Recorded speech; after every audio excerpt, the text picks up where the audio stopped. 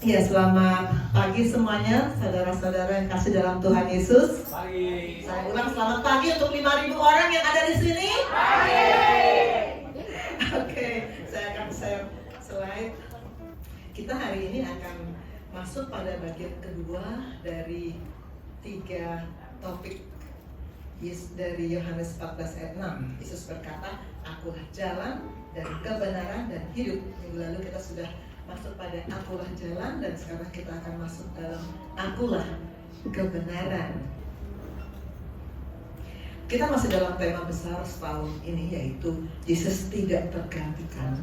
Dan dalam 3 minggu ini kita masuk dalam subtema Jesus is the way, the truth, and the life. Dan sekarang kita akan masuk pada bagian yang kedua, Yesus adalah kebenaran. Kita masih pada nats pembimbing yang sama. Dan saya seperti biasa mengundang Bapak Ibu Saudara untuk berdiri. Kita mau deklarasikan Yohanes 14 ayat 6 supaya surga dengar. Amin. Kita katakan bersama-sama. Kata Yesus kepadanya, "Akulah jalan dan kebenaran dan hidup. Tidak ada seorang pun yang datang kepada Bapa kalau tidak melalui aku." Silakan duduk saudara-saudara. Kita masih dalam lagu ini. Saya minta tim musik membantu.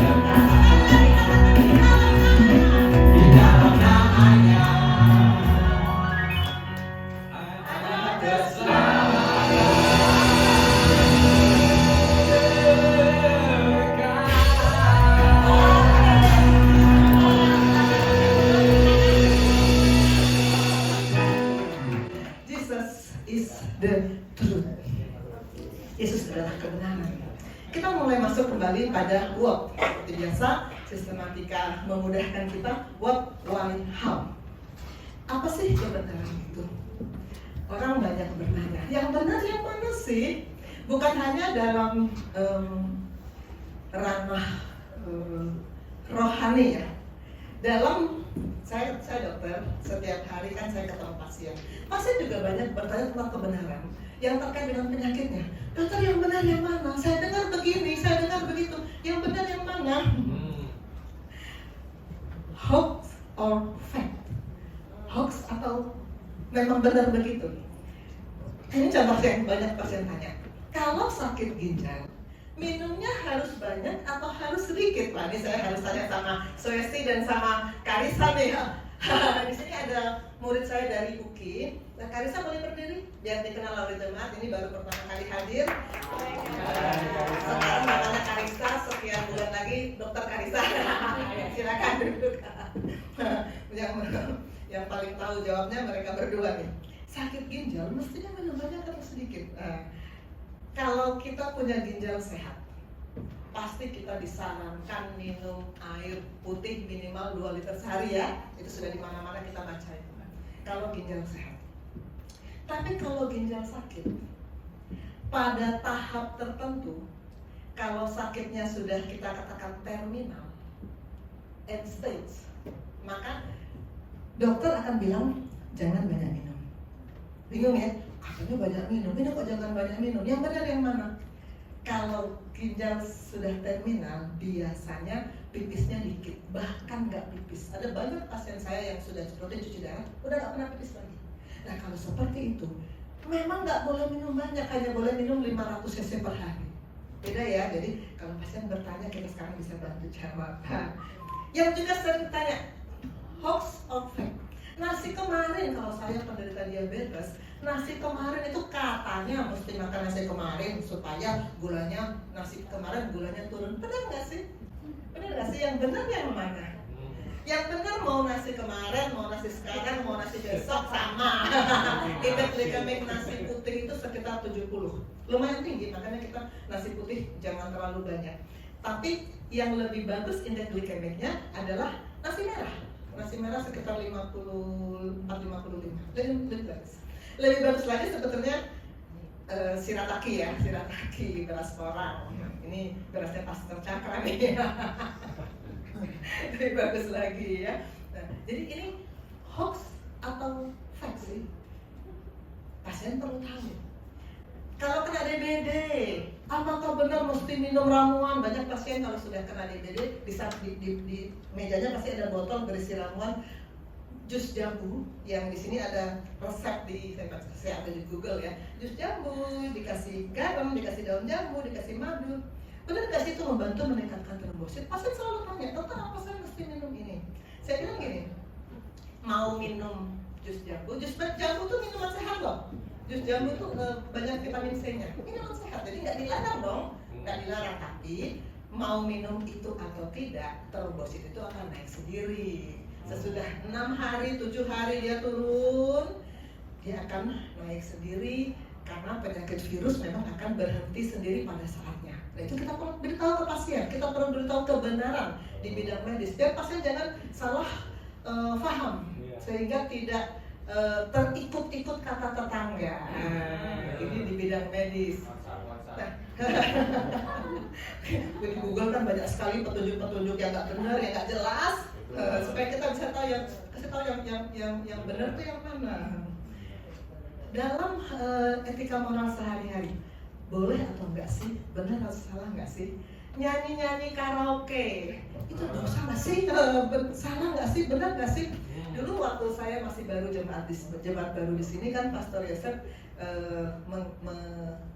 menyuruh saya untuk bikin persekutuan doa dulu ya, Pastor. Jadi tahu dulu sekali sebulan ya, kelas koas dulu sekali sebulan kumpul di rumah saya dengan ditambah dengan anggota dari Gesim sekali sebulan kita dengan firman dari Pastor Yosef. Itu dari tahun 2015 sampai 2000. Swesti kan udah nggak ada, waktu Swesti datang sudah nggak ada. Itu berakhir kalau nggak salah di tahun 2019 nih, karena Pastor Yosef lalu mengalihkan kegiatannya di sini. Selesai ibadah, namanya juga anak-anak muda kalau kumpul ya, kita selalu kita karaokean, kita lalu jingkrak sampai tengah malam. Salah atau benar itu? Nggak ada di Alkitab dilarang karaokean kan, dan saya sebetulnya mengatakan nggak salah karaokean. Tapi kalau hobi-hobi kita ini mengganggu waktu kita untuk pekerjaan Tuhan, menjadi salah. Kalau kita, apalagi kalau kita menyanyikan lagu dunia yang kata-katanya menghujat Tuhan. Ada beberapa lagu yang saya yakin ini menghujat Tuhan. Lagu dunia yang sangat populer, dan sering dinyanyikan di karaoke oleh murid-murid saya. Saya langsung bilang, lagu itu nggak boleh nyanyi. Lagu itu nggak boleh. Itu menghujat Tuhan, itu mendukakan Roh Kudus. Kegiatan ini dulu hobi saya ya. Saya pernah sharing di sini. Saya suka sekali dansa dan saya sering berdansa dengan murid-murid saya karena suami saya kaku seperti batang pohon. Nggak bisa dansa sama sekali. Lalu saya tanyakan ke Bapak Rohani, benar apa salah sih kalau saya dansa? Ketika itu saya sudah cerita ya, ternyata karena saya PDM, ketika itu saya masih PDM, karena saya PDM nggak boleh.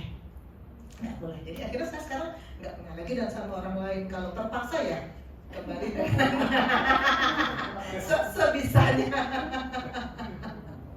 Dan sekarang kita lihat ada pertanyaan yang sama dalam firman. Di firman juga ada loh pertanyaan yang sama. Apa sih kebenaran?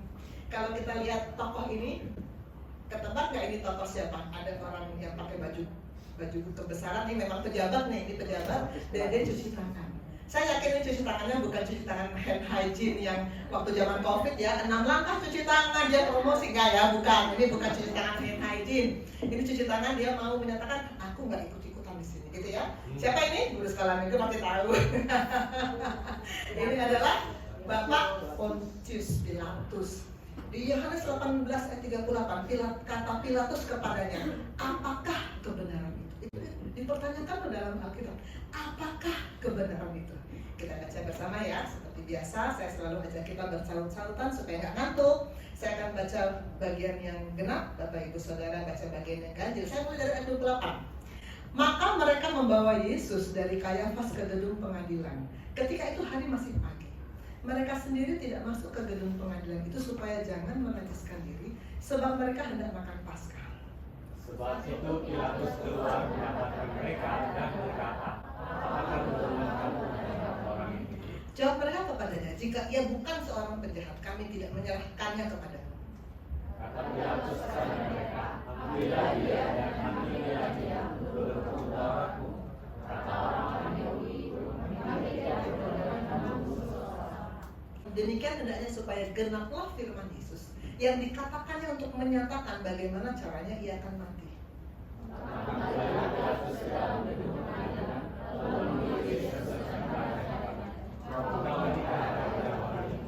Jawab Yesus, apakah engkau katakan hal itu dari hatimu sendiri atau adakah orang lain yang mengatakan kepadamu tentang aku?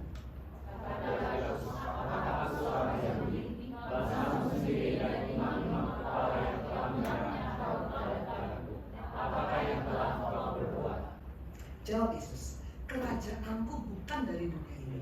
Jika kerajaanku dari dunia ini, pasti hamba-hambaku telah melawan supaya aku jangan diserahkan kepada orang Yahudi. Tapi kerajaanku bukan dari sini. Jadi engkau adalah raja. Jawab Yesus, engkau mengatakan bahwa aku adalah raja. Untuk itulah aku lahir dan untuk itu aku terdapat dalam dunia ini, supaya aku menjadi kesaksian tentang kebenaran. Setiap orang yang berasal dari kebenaran mendengarkan suara. Kata Pilatus kepadanya, apakah kebenaran itu? Ayat ini, perikop ini selesai sampai di sini. Seperti unfinished story ya. Pertanyaan belum ada jawabannya, terus ganti perikop lain. Gak ada ayat 39, maka Yesus menjelaskan apakah kebenaran itu, gak ada. Artinya apa? Artinya kita akan bahas di sini tentang kebenaran. Jesus is the truth. Kita akan bahas di sini ya. Pilatus bertanya, apa kebenaran? Orang dunia bertanya, apa kebenaran? Semua orang mencari kebenaran. Apa kebenaran itu? Dan Tuhan Yesus berkata, aku jalan dan kebenaran dan hidup. Tidak ada seorang pun yang datang kepada Bapa kalau tidak melalui aku.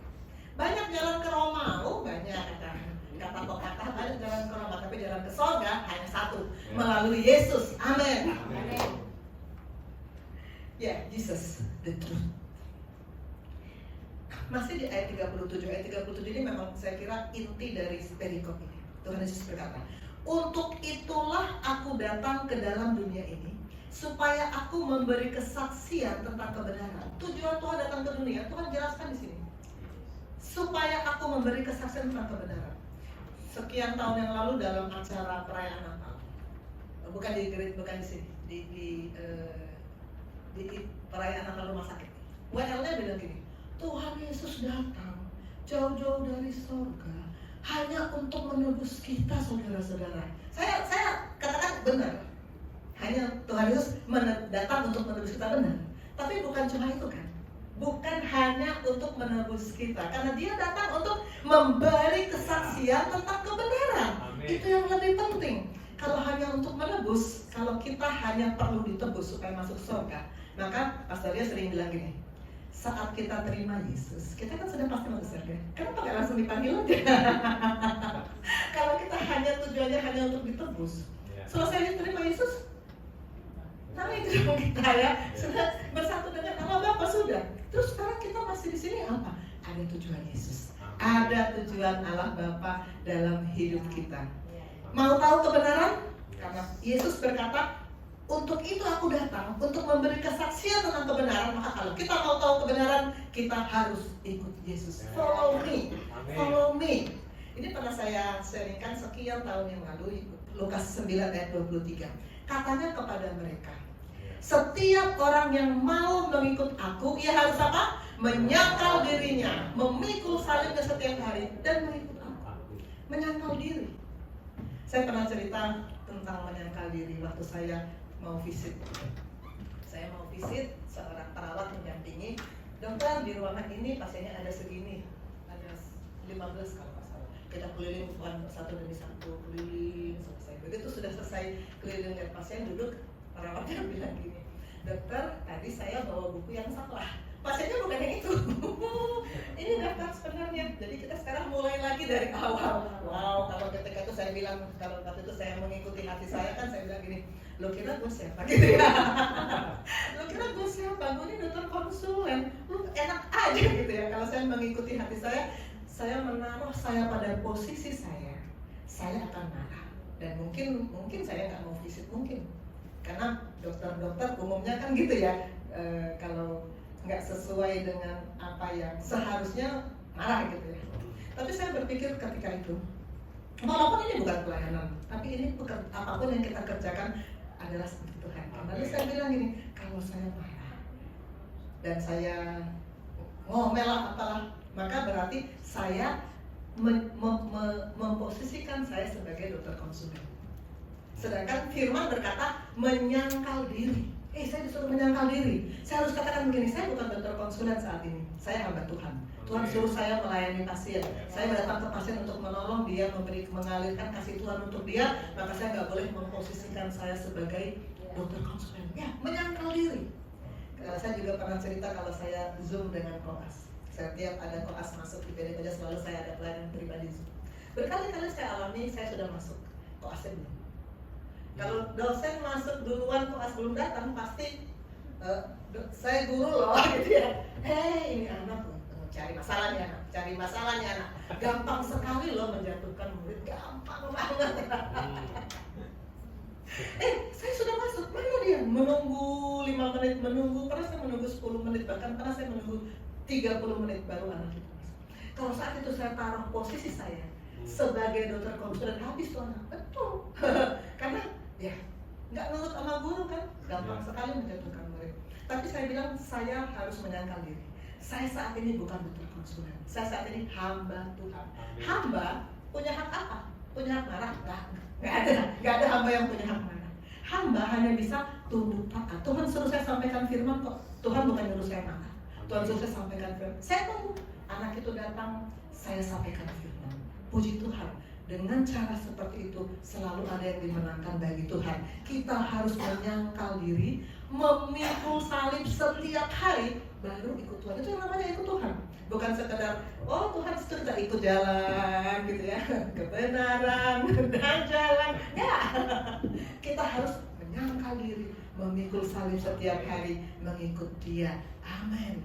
Dan ini lanjutan lagi, ayat 37 ini memang inti sekali dari apa yang perikop ini mau katakan. Setiap orang yang berasal dari kebenaran mendengarkan suaraku. Yesus berkata, setiap orang yang berasal dari kebenaran mendengarkan suaraku.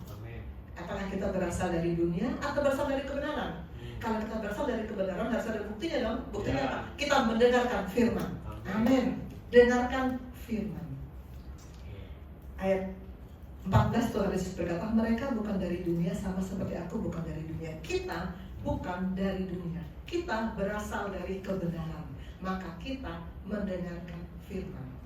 Saya sekarang buka kamus seperti biasa. Setiap ada satu istilah, kita mau lihat yang apa kata kamus tentang itu. Kebenaran, ini saya besarkan karena tadi terlalu kecil. Apa sih kebenaran itu menurut kamus?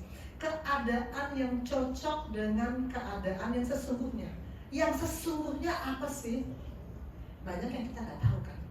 Kita nggak tahu. Yang sesungguhnya apa sih? Nah, sekarang kita lihat melalui firman. Apa kebenaran menurut firman?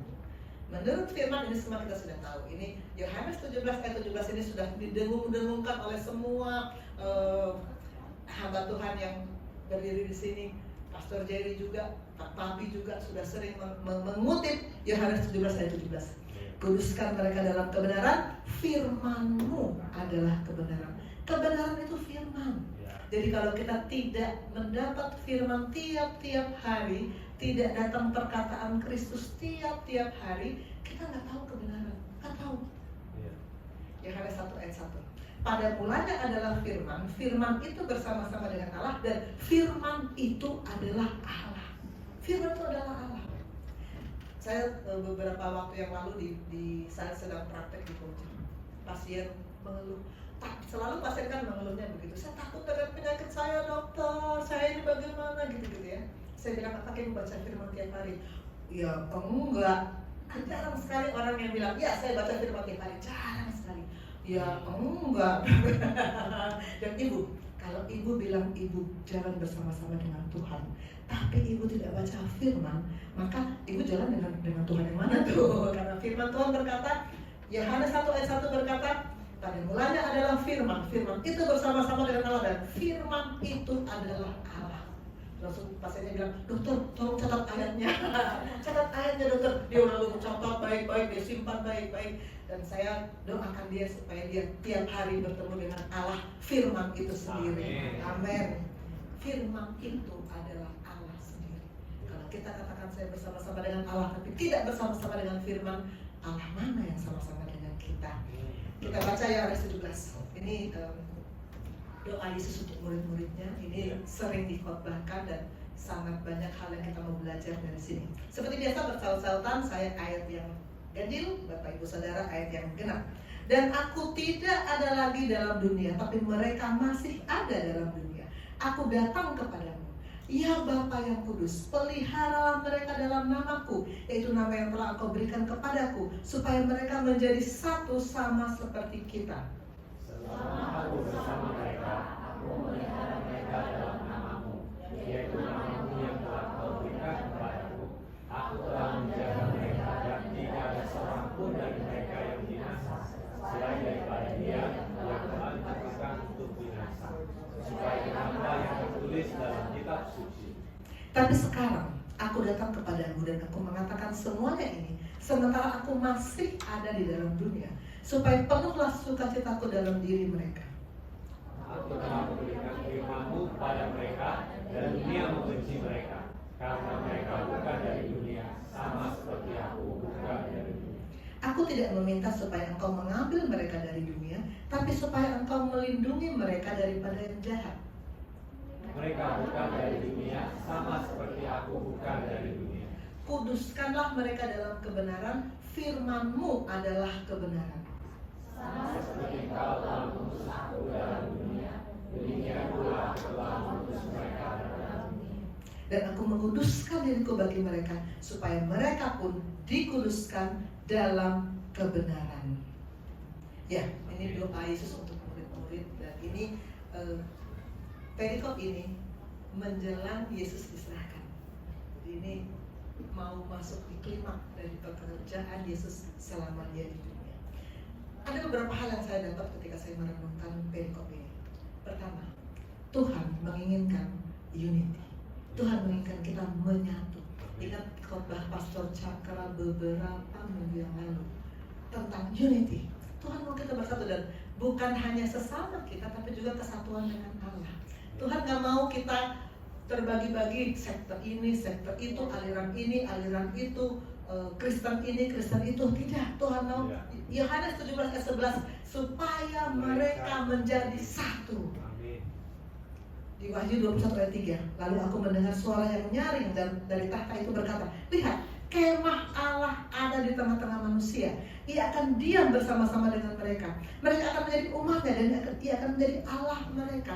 Cita-cita Allah, keinginan Allah yang sangat besar, dia menjadi Allah kita dan kita menyatu bersama-sama dengan dia.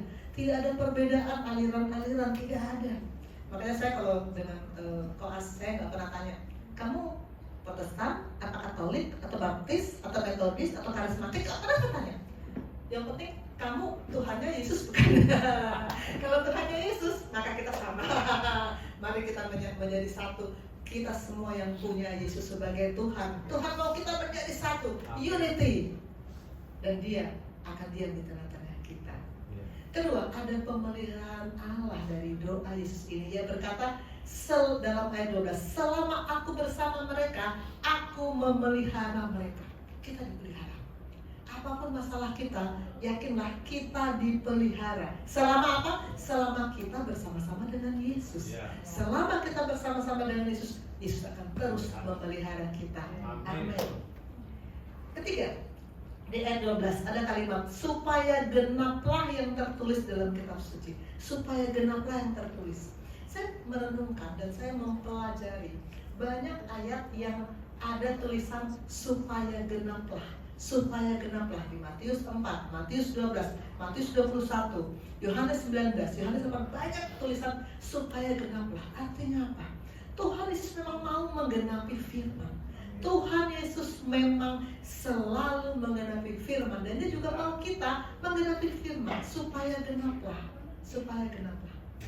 Berikutnya Tuhan Yesus berkata, kita bukan dari dunia. Pastikan, sadari selalu. Ini 2 kali dia ucapkan. Pertama di ayat 14, diulang lagi di ayat 16. Saya baca baik-baik, sama sekali nggak ada beda katanya, titik komanya, sama, diulang persis sama. Ayat 14 dan ayat 16. Mereka bukan dari dunia, sama seperti aku bukan dari dunia. Kalau diulang di perikop yang sama, diulang 2 kali, berarti itu betul-betul penting. Tuhan itu sangat mau kita betul-betul menyadari kita ini bukan dari dunia. Kita ini sama-sama berasal dari kebenaran, sama-sama berasal dari yang sama dengan Yesus. Kita bukan dari dunia, maka kita nggak boleh sampai ikut-ikutan dengan dunia. Nggak boleh. Kita bukan dari dunia. Setiap orang, ayat 37, yang berasal dari kebenaran mendengarkan suaraku. Pastikan firman akan selalu datang, selalu berbicara, karena kita berasal dari kebenaran. Ayat 17, ini yang selalu sering kita renungkan, sering kita deklarasikan. Kuduskan mereka dalam kebenaran. Kebenaran itu menguduskan. Kita kalau saya tanya, kamu sudah hidup kudus atau belum? Pasti orang akan bilang, oh belum, aku nggak bisa hidup kudus. Kan masih di dunia ini darah dan daging. Nah, tapi ternyata kebenaran itu akan terus menguduskan kita. Maka pastikan kita selalu mendapat firman. Kebenaran itu adalah firman dan menyelaraskan pikiran, perasaan dan keinginan kita dengan firman agar kita dikuduskan. Kita dikuduskan dalam kebenaran. Dan lanjutan ayat 17b, firman-Mu adalah kebenaran. Ini puncak dari pernyataan Yesus dalam doanya. Firman-Mu adalah kebenaran. Kita harus selalu memastikan bahwa kita selalu butuh firman, selalu terhubung dengan firman. Maka kalau tadi Pilatus bertanya, apa kebenaran itu? Kalau orang dunia bertanya, apa kebenaran itu? Kita sudah tahu jawabannya. Kita sudah tahu jawabannya. Kebenaran adalah firman itu sendiri. Kenapa?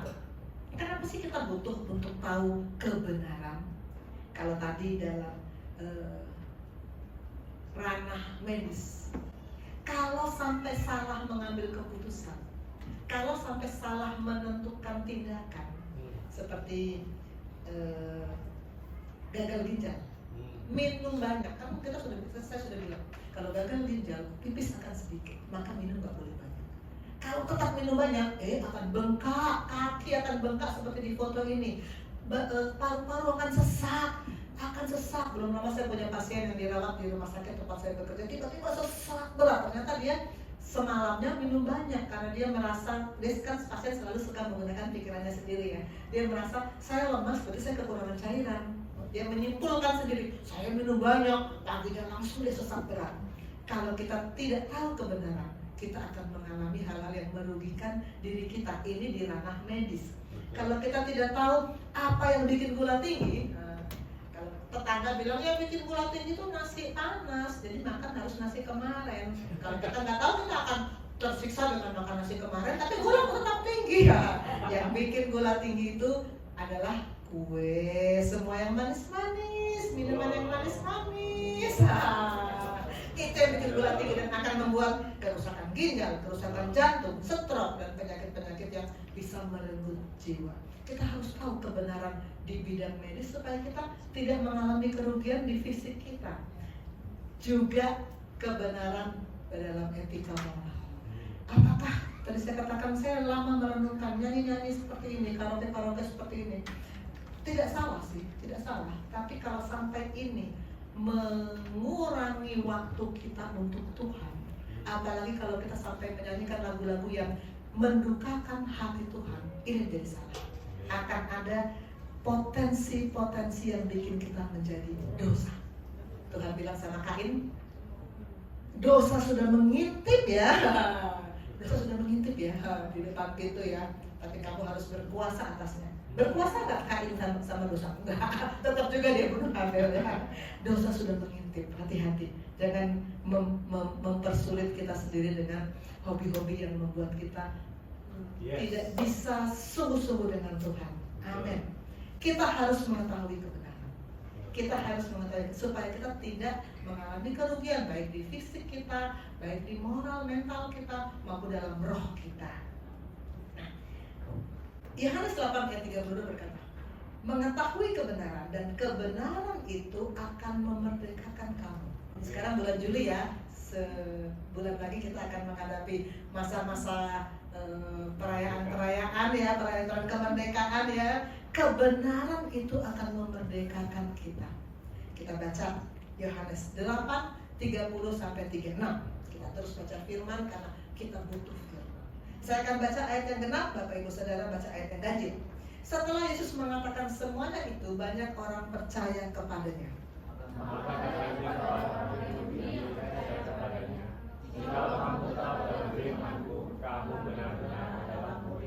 Dan kamu akan mengetahui kebenaran, dan kebenaran itu akan memerdekakan kamu. Jawab mereka, kami adalah keturunan Abraham dan tidak pernah menderita sesuatu. Bagaimana kau dapat berkata, kamu merdeka? Kata Yesus kepada mereka, aku berkata kepadamu, sesungguhnya setiap orang yang berbuat dosa adalah hamba dosa. Hamba tidak tetap tinggal dalam rumah, tetapi anak tetap tinggal dalam. Jadi apabila anak itu memerdekakan kamu, kamu pun benar-benar merdeka. Jika anak itu memerdekakan kamu, kamu pun benar-benar merdeka. Ada kemerdekaan yang ecek-ecek, ada kemerdekaan yang benar-benar.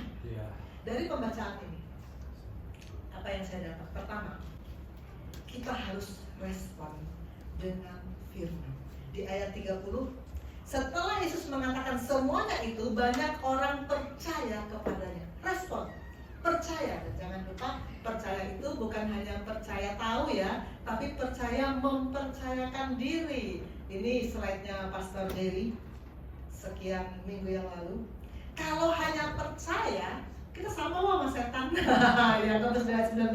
Setan-setan juga percaya bahwa ada Tuhan dan mereka gemetar.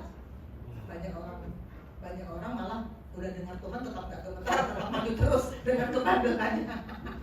Bagi setan, kepercayaan akan ada satu Allah itu benar, dia percaya. Tapi bedanya setan tidak pernah mempercayakan diri kepada Tuhan.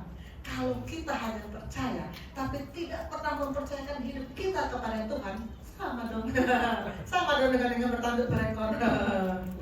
Mempercayakan diri kepada Tuhan adalah total taat pada firman. Total, nggak pakai pikir-pikir, nggak pakai ditimbang-timbang, dianalisa, pilih yang gampang-gampang, nggak. Total melakukan apa yang Tuhan mau.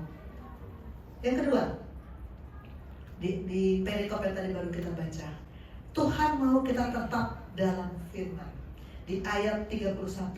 Jika kamu tetap dalam firman-Ku, kamu benar-benar adalah murid. Artinya ada murid yang benar-benar, ada murid yang tidak benar-benar, yang murid-muridan. Murid benar-benar murid sama murid yang ecek-ecek murid. Kalau kita benar-benar murid, kita harus tetap dalam firman. Tetap dalam firman. Ini Yohanes 15 ini banyak digali oleh Pastor Cakra dan Pastor Rio. Tinggallah dalam aku dan aku dalam kamu. Ini kalimat inti. Tinggal dalam aku dan aku dalam kamu. Karena kalau pokok ranting tidak melekat pada pokok anggur, terpisah 1 mili aja, Pastor Rio bilang 1 mili aja ranting itu menjauh dari pokok anggur, akan mati. Mungkin beberapa saat masih kelihatan hijau, tapi akan mati. Tinggal tunggu waktunya. Karena itu Tuhan bilang kamu harus tetap dalam firman-Ku, tetap dalam firman-Ku. Baru kamu benar-benar murid, benar-benar murid. Dan yang ketiga yang saya dapat dari perikop ini, kebenaran akan memerdekakan. Jesus is the truth. Yesus adalah kebenaran. Kebenaran itu memerdekakan. Ayat 32. Dan kamu akan mengetahui kebenaran, dan kebenaran itu akan memerdekakan kamu. Memerdekakan. Tadi ayat 32 berkata kamu akan mengetahui kebenaran, dan kebenaran itu akan memerdekakan kamu. Dan ayat 36 berkata, jadi apabila anak itu memerdekakan kamu, kamu benar-benar merdeka. Ada merdeka beneran, ada merdeka ecek-ecek. Ada merdeka benar-benar merdeka, ada merdeka palsu ternyata. Kalau saya pelayanan dengan koas atau pasien atau siapapun yang saya layani pribadi, saya sampai sesudah cerita apa tutup rohani, saya pada pertanyaan begini, apakah kamu sudah terima Yesus?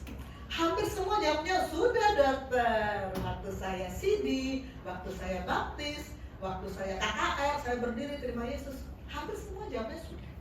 Tapi lalu saya tanya berikutnya, apakah kamu tiap hari baca firman? Nah ini yang jawabnya, oh tentu tidak. Dokter kan tahu. Koas itu sibuknya luar biasa. Mana bisa tiap hari baca firman? Padahal kita katakan tadi, firman itu adalah kebenaran, dan kebenaran yang akan memerdekakan kita. Berarti kalau tidak tiap hari mendapat firman, kita merdeka semu. Kalau kita tidak tiap hari dapat firman, kita hanya merdeka semu, bukan benar-benar merdeka. Saya punya teman hobi marah. Ada etnik tertentu yang memang temperamennya gampang marah ya. Saya tanya begini, sudah terima Yesus? Oh sudah terima Yesus. Waktu baptis, waktu CD, waktu KKR, sudah terima Yesus. Masih suka marah, gitu ya. Jawabnya apa? Oh, kan ini sudah sifat dasar. Saya kan etnik ini, sudah sifat dasar, nggak bisa dihilangkan. Nanti juga minta ampun. Ini yang namanya merdeka semu. Masih diikat oleh tabiat daging, masih diikat oleh habit of sin. Belum benar-benar merdeka, belum. Merdeka semu. Jangan lupa ini sudah ketiga kalinya saya tayangkan Galatia 6 ayat 7 ini. Jangan sesat. Allah tidak membiarkan dirinya dipermainkan. Kita nggak bisa bilang nggak apa-apa sekarang saya berbuat yang firman nggak suka. Nanti kan saya bisa minta ampun. Jangan sesat. Tidak bisa, Allah tidak bisa dipermainkan. Kita masuk pada how. Bagaimana caranya untuk mendapatkan kebenaran? Tentu saja yang pertama sama dengan kemarin, the way diawali dengan lahir baru, the truth juga diawali dengan lahir baru. Dan saya yakin dan percaya kita semua yang ada di sini semua sudah masuk pada fase buka hati, terima firman, dan terus terhubung dengan Dia. Lahir baru itu bukan sekedar Tuhan aku menerima Engkau sebagai juru selamat. Itu ketika CD kan didiktekan kita ucapkan karena didiktekan. Tapi kalau lahir baru yang sebenarnya adalah buka hati, terima firman, dan terus terhubung dengan Dia. Terus terhubung dengan firman. Lalu kemudian dari apa yang kita baru baca sepanjang pagi ini, apa yang Tuhan mau kita lakukan untuk mendapatkan kebenaran? Pertama, mendengar suara Tuhan. Karena di ayat 8, Yohanes 18:37 yang tadi kita sudah baca, Yesus berkata, setiap orang yang berasal dari kebenaran mendengarkan suaraku. Mendengarkan. Kita pernah Saya pernah sharing di sini tentang Martha Maria ya. Bu Elsia juga pernah bawakan Martha Maria. Di Lukas 10 ayat 39b, Maria ini duduk dekat kaki Tuhan dan terus mendengarkan perkataannya. Martha sibuk masak-masak, lalu Maria duduk di kaki Tuhan dan terus mendengarkan perkataannya. Lalu Martha bilang, Tuhan, Maria kok enak-enak aja, cuma duduk-duduk aja, suruh dia bantu aku. Tuhan Yesus bilang apa? Maria telah melakukan yang terbaik. Yang terbaik adalah duduk di kaki Tuhan dan terus mendengarkan perkataannya. Nabi Yesaya berkata, setiap pagi ia mempertajam pendengaranku untuk mendengar seperti seorang murid. Ternyata ada mendengar yang seperti murid, ada yang mendengar yang bukan seperti murid. Kalau saya ngajar, saya akan lihat murid-murid melihat ke saya kan. Saya bisa melihat siapa yang respon. Kalau saya mau ngomong terus matanya ke saya menanyakan sesuatu langsung dia bisa jawab karena dia mendengar. Itu mendengar seperti seorang murid. Tapi kalau saya lihat di pojok ini, dia matanya kemana-mana, lalu tangannya pijit-pijit smartphone. Saya samperin, saya tanya, tadi saya baru ngomong apa? Pasti dia kelagapan. Karena dia tadi nggak menyimak. Mendengar, Tuhan mau kita mendengar firman seperti seorang murid mendengar gurunya mengajar. Ya, seperti itu. Tiap hari dia mempertajam pendengaranku untuk mendengar seperti seorang murid, selalu dengar firman. Pertama dengan firman, kedua dimerdekakan, merdeka yang betul-betul merdeka, bukan merdeka semu.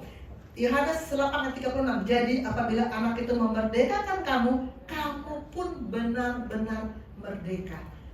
Kebalikan dari merdeka adalah terbelenggu. Saat bangsa Indonesia belum merdeka, maka bangsa Indonesia tidak bisa memiliki keinginan sendiri. Kalau kita masih terbelenggu, kita nggak bisa memiliki keinginan sendiri. Kalau kita sudah merdeka, kita bisa memiliki keinginan sendiri. Walaupun nanti kita memilih melakukan yang jelek, tapi itu keinginan sendiri, bukan karena diperhamba oleh dosa. Keinginan sendiri. Saya pernah tayangkan slide ini. Ketika kita lahir dari orang tua kita secara fisik, roh kita masih belum aktif karena kita masih lahir di dalam dosa warisan. Kita dalam keadaan mati bagi Allah, kita hidup dalam dosa. Dalam posisi ini kita nggak punya keinginan sendiri. Yang mengendalikan kita adalah dosa. Kita hamba dosa. Ini slide-nya Pastor Jerry di Roma 7 ayat 18-24. Di dalam kita, kalau kita hamba dosa, tidak ada sesuatu yang baik. Yang kita lakukan yang jahat, walaupun kita tahu yang baik, kita pengen lakukan yang baik, tapi kita lakukan tetap yang jahat. Sampai akhirnya Paulus bilang, aku ini manusia celaka, siapa yang bisa bebaskan aku? Kalau kita dalam posisi terbelenggu, roh kita mati, jiwa kita rusak, kita meleset dari tujuan Tuhan, itu dosa. Dosa bukan mencuri, membunuh, berzina, bukan. Dosa adalah menolak anugerah Allah, anugerah khusus yang Allah mau berikan, keselamatan bagi kita tolak, itu dosa. Nah, Roma 6 ayat 6 berkata, karena kita tahu bahwa manusia lama kita telah turut disalibkan supaya tubuh dosa kita hilang kuasanya. Jangan lagi kita menghambakan diri kepada dosa. Kalau kita sudah lepas dari belenggu, kita sudah benar-benar merdeka, kita bukan lagi hamba dosa, maka kita bisa untuk tidak berbuat dosa. Bisa. Kita bisa untuk tidak berbuat dosa kalau kita sudah lepas dari belenggu. Memutuskan tetap berbuat dosa bisa. Itu kan free will. Tapi memutuskan untuk tidak berbuat dosa bisa. Dan itu akan kita dapatkan kalau kita terus dapat firman, terus penyelarasan pikiran, perasaan, dan keinginan terus kita selaraskan dengan firman, kita bisa tidak berbuat dosa. Coba toel kanan kiri mau bilang bisa loh, gak berbuat dosa bisa loh. Toel.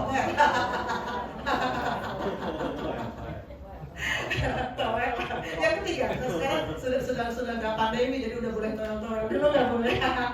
Yang ketiga, tetap dalam firman. Yohanes 8:31. Jika kamu tetap dalam firman-Ku, kamu benar-benar adalah murid-Ku, dan kamu akan mengetahui kebenaran, dan kebenaran itu akan memerdekakan kamu.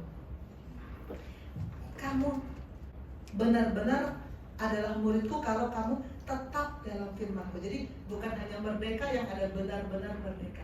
Murid Yesus juga ada yang benar-benar murid, ada yang murid ecek-ecek, murid yang sembuh ada.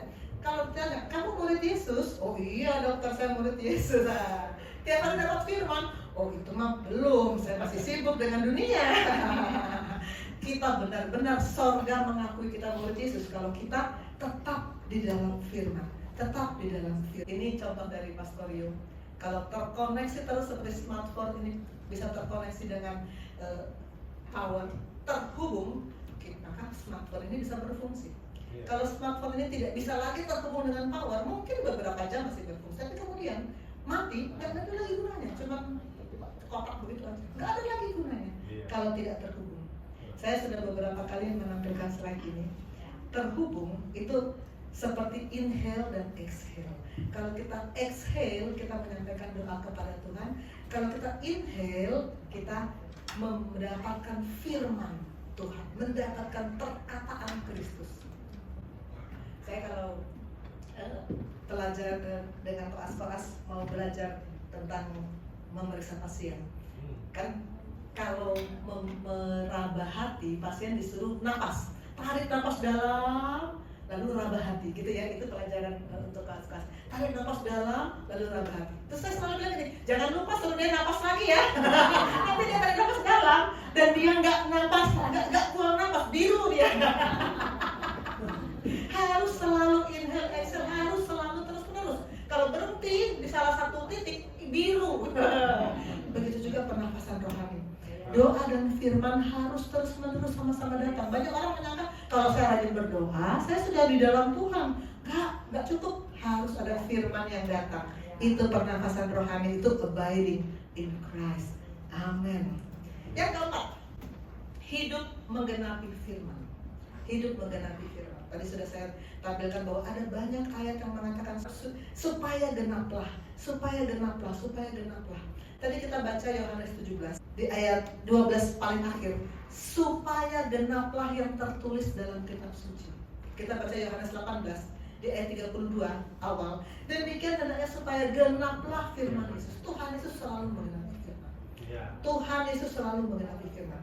Di Matius 5 ayat 7 dia berkata, jangan kamu menyangka aku datang untuk meniadakan hukum Taurat dan kitab para nabi. Aku datang bukan untuk meniadakannya, tapi untuk menggenapinya. Tuhan Yesus menggenapi seluruh hukum Taurat selama dia hidup di dunia ini. 3,5 tahun Tuhan Yesus berkarya. Dia selalu menggenapi hukum Taurat, selalu menggenapi hukum Taurat. Dia memperlihatkan kepada kita hidup yang sesuai dengan standar ukuran Allah itu seperti apa. Hidup yang menggenapi firman adalah hidup yang sesuai dengan standar ukuran Allah. Ini kalimat Bapak Rohani di grup entah beberapa waktu yang lalu. Standar kebenaran Tuhan tetap sama. Orang-orang yang berpikir dan merasa bahwa standar Tuhan terlalu tinggi, sebenarnya adalah orang yang berada terlalu dalam, jatuh dalam dosa. Oh itu mah terlalu fanatik itu lah, terlalu tinggi itu. Udah gak cocok, ini tahun 2024 loh. Udah gak cocok. Kalau kita merasa standar Tuhan terlalu tinggi, sebenarnya kita sudah jatuh terlalu dalam. Kita harus hidup sesuai standar ukuran Allah. Karena itu, hanya dengan itu kita bisa menggenapi firman. Kenapa dipilih kata-kata menggenapi bukan melakukan? Kalau melakukan ya kita melakukan, oke. Tapi kalau menggenapi, kita melakukan sampai tuntas, sampai selesai. Maka Tuhan Yesus ketika dia di kayu salib ada 7 perkataan kesucian terakhir. Kan salah satunya apa? Sudah genap. Sudah genap. Tuhan Yesus menggenapi seluruh yang tertulis di hukum Taurat. Sudah genap. Ini salah satu saya baca di Matius 4 ayat 12. Ini menarik buat saya karena ceritanya ketika Yohanes Pembaptis dibunuh. Tuhan Yesus kalimatnya adalah waktu Yesus mendengar bahwa Yohanes telah ditangkap, menyingkirlah ia ke Galilea, gitu ya. Nah, banyak tulisan-tulisan pakar-pakar menganalisa kenapa dia menyingkir. Padahal kalau dia datang samperin itu si Herodes langsung dia hajar terus bisa kan? Tapi kok dia malah menyingkir? Ada salah satu analisa dari yang menulis, pakar-pakar yang menulis ini yang saya suka. Dia bilang gini, Tuhan Yesus menyingkir ke Galilea karena dia mau menggenapi firman. Hanya untuk menggenapi firman, karena firman berkata, Yesaya, Nabi Yesaya pernah bilang, tanah Zebulon, tanah Naftali, jalan ke laut, daerah seberang Yordan, bangsa yang dalam kegelapan telah melihat terang yang besar. Tuhan memang harus datang ke situ karena sudah dinubuatkan oleh Yesaya. Tuhan Yesus selalu menggenapi firman, selalu menggenapi firman. Padahal itu Yesaya 700 tahun yang lalu, tapi Nabi menyampaikan apa yang Tuhan mau sampaikan kepada bangsa Israel. Itu kan fungsi Nabi, minggu lalu kita belajar. Jadi Tuhan Yesus selalu menggenapi firman. Ini lagu yang saya sangat suka. Hidupku menggenapi firman. Ini lagu kita sering nyanyikan loh, dan kita merasa menyanyikan lagu ini biasa aja. Sekarang saya mau kita betul-betul, saya undang Karissa maju, minta tolong Pastor Felix, saya undang Karissa maju untuk menyanyikan. Kita renungkan, kita katakan dalam hati, apakah kita betul-betul hidup menggenapi firman.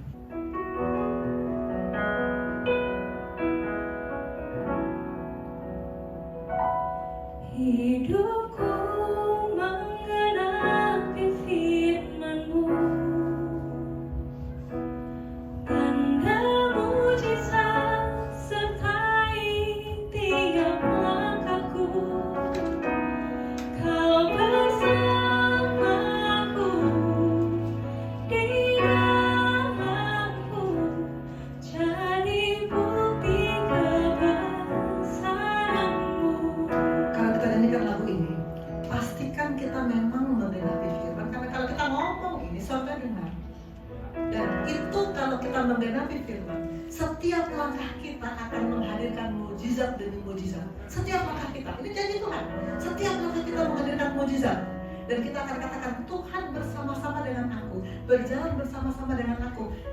Kita menjadi bukti kebesaran Tuhan. Orang melihat hidup kita, bukti kebesaran Tuhan. Mari kita sama-sama berdiri, kita menyanyikan lagu Hidupku Menggenapi Firman-Mu.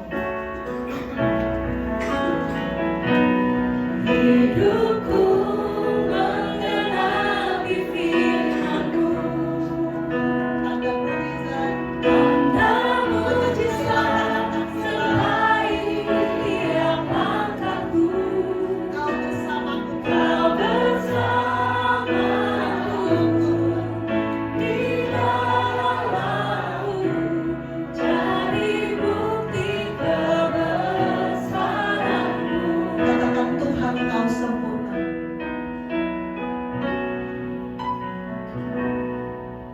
Tuhan, Kau sempurna dalam rencana-Mu dan karya-Mu. Ku serahkan hidupku, murnikan dengan Roh-Mu. Hidupku menggenapi firman-Mu. Hidupku menggenapi firman-Mu, tanda mujizat sertai tiap langkahku. Kau bersamaku di dalamku, jadi bukti kebesaran-Mu. Kau bersamaku di dalamku. Kau bersamaku di dalamku, jadi bukti kebesaran-Mu. Bapak di surga, kalau kami menyanyikan lagu ini, maka ini bukan hanya sekedar nyanyian, tapi hati kami mau mengatakan, mau mendeklarasikan, surga mendengar. Kami mau menggenapi firman-Mu Tuhan. Kami mau hidup menurut standar kebenaran-Mu Tuhan. Karena ini yang Tuhan mau kami lakukan. Kami mau ikut Yesus. Kami mau ikut sebagaimana Yesus telah hidup. Kami mau hidup dalam kebenaran-Mu. Terima kasih Bapak, tolong kami Bapak dalam nama Tuhan Yesus. Amin. Silakan duduk saudara-saudara. Terima kasih Karissa, boleh duduk lagi. Tadi yang keempat ya. Kelima, hidup dalam kesatuan. Supaya kita mendapatkan kebenaran Tuhan, kita harus hidup dalam kesatuan. Yohanes 17 ayat 11 tadi kita sudah baca. Aku tidak ada lagi dalam dunia, tapi mereka masih dalam dunia. Aku datang kepadamu ya Bapa yang kudus. Peliharalah mereka dalam namaku, yaitu nama yang telah Engkau berikan kepadaku, supaya mereka menjadi satu sama seperti kita. Pastikan kita tidak lagi melihat dari sektor mana, dari aliran mana. Kita satu, sama-sama punya Tuhan Yesus. Amin. Nah, kita sampai pada kesimpulan. Untuk bisa mendapatkan kebenaran, kita harus pertama mendengar suara Tuhan. Kedua, dimerdekakan, merdeka yang sebenarnya, bukan merdeka yang semu. Ketiga, tetap dalam firman, jangan keluar masuk, jangan stay or leave. Kelima, keempat, menggenapi firman. Tadi kita sudah sama-sama mendeklarasikan, saya mau menggenapi firman.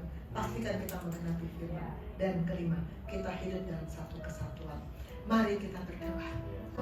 Bapa di surga, firman-Mu telah datang. Kami mau memastikan Engkau di dalam kami. Kami mau memastikan kami sudah buka hati, terima firman dan terus terhubung dengan